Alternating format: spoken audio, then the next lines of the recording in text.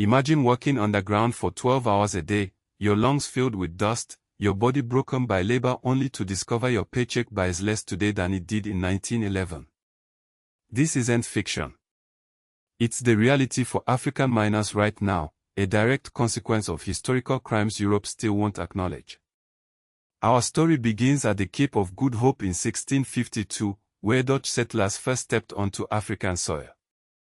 Within 6 years, slave ships arrived.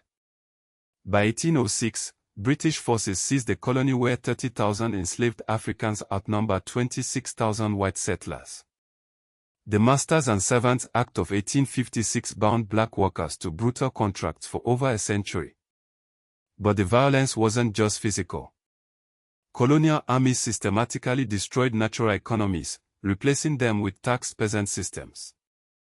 In 1966, South African farmers owed debts equal to 12% of the nation's entire economy, a burden sustained by prison labor and subsidies for white landowners. Fast forward to 1994 Rwanda, where 800,000 Tutsis were slaughtered in 100 days while the world watched.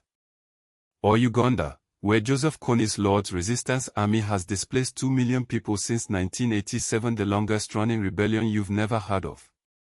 Even now, the International Criminal Court convicts warlords like Oli Kushib for Darfur atrocities committed in 2003. But where are the trials for slave traders? The reparations for stolen generations? The African Union has demanded justice since 1963, not just payments, but systemic change.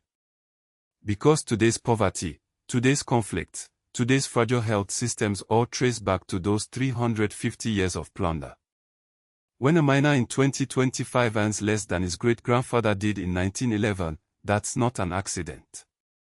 It's the legacy of crimes without consequences.